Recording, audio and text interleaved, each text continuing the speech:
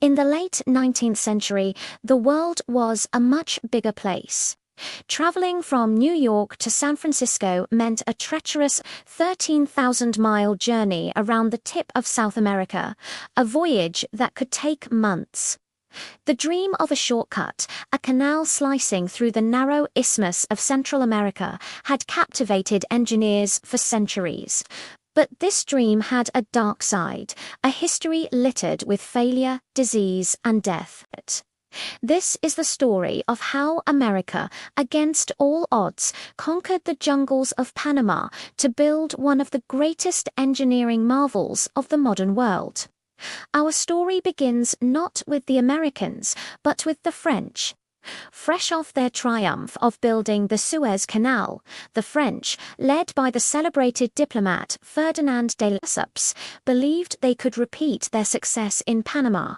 In 1881, they broke ground, filled with optimism. But Panama was not the dry, sandy desert of Egypt. It was a dense, mountainous jungle, drenched by torrential rains for 8 months of the year. The Chagres River, a key feature of the landscape, was a wild, unpredictable beast, capable of rising over 30 feet in a single day. The French plan was to build a sea-level canal, just like the Suez. This meant digging straight through the continental divide. A massive range of mountains known as the Calabria Cut. The sheer scale of the excavation was staggering, but the real enemy wasn't the rock and mud. It was something much smaller and far deadlier. The jungle was a breeding ground for mosquitoes, and with them came two terrifying diseases, yellow fever and malaria. Workers started falling ill at an alarming rate.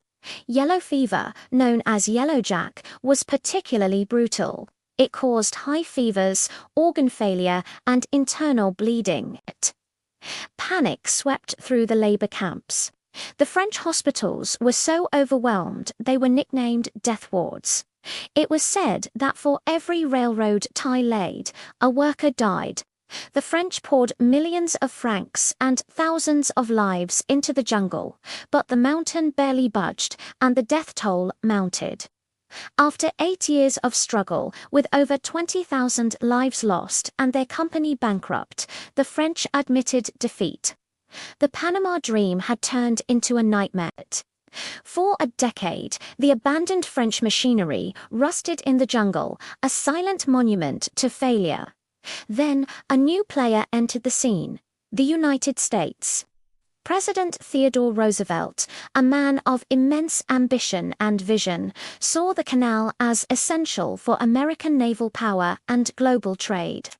He famously said, "I took the isthmus after engineering Panama's independence from Colombia in 1903, securing the rights for the U.S. to build the canal." With the legal path cleared, the monumental task began anew. But the Americans were determined not to repeat the mistakes of the French. Roosevelt appointed a brilliant but tough railroad engineer named John Stevens as the chief engineer. Stevens arrived in 1905 and was horrified by what he found. The project was in chaos, and morale was at rock bottom. He immediately halted all excavation. His first and most crucial decision was to declare war not on the mountain, but on the mosquito. This is where a quiet, unassuming doctor named William C. Gorgas enters the story. Gorgas was convinced that mosquitoes were the carriers of yellow fever and malaria, a theory that many still scoffed at. But Stevens gave Gorgas his full backing. What followed was one of the largest public health campaigns in history. An army of 4,000 sanitation workers descended on the canal zone. They drained swamps, fumigated buildings, installed screened windows, and built a massive system to supply clean drinking water. Every home was inspected, and every potential breeding ground for mosquitoes was eliminated. The results were nothing short of miraculous. Within a year, yellow fever was completely eradicated from the canal zone. Malaria cases plummeted. Gorgas had made Panama as safe as any American city. He had won the first and most important battle. With the workforce now safe, Stevens could turn his attention back to the engineering. Stevens realized the French plan for a sea-level canal was impossible. The Chagres River was too wild. His revolutionary idea was to work with the river, not against it.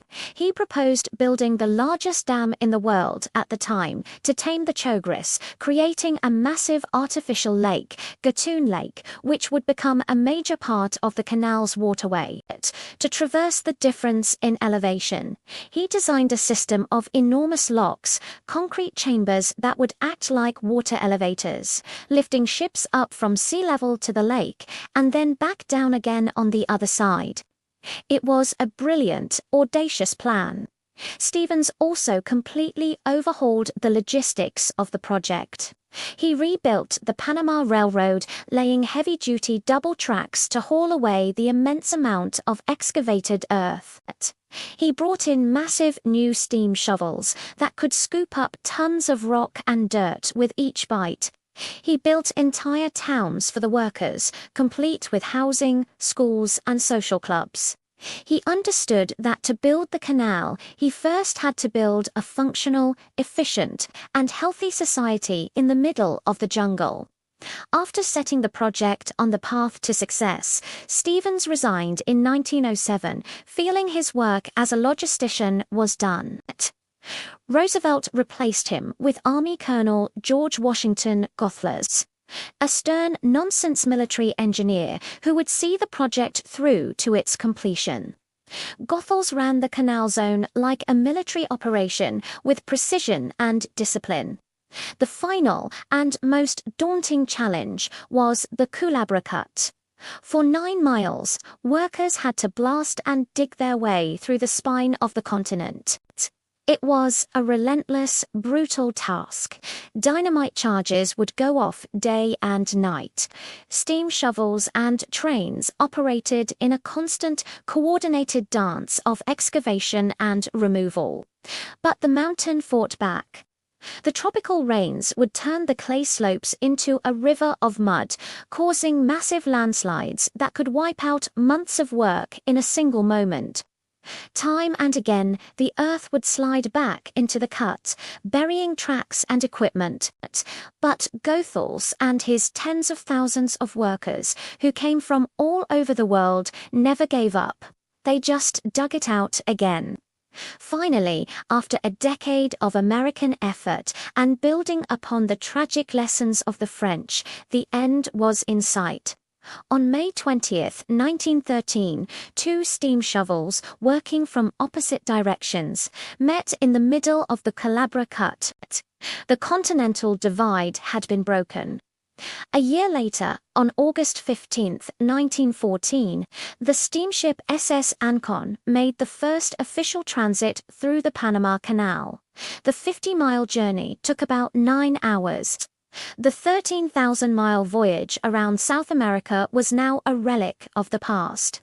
The construction of the Panama Canal was a triumph of human ingenuity, perseverance, and sacrifice.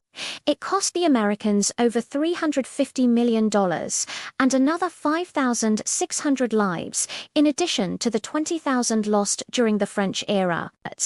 But it connected the oceans, transformed global trade, and announced America's arrival as a world power.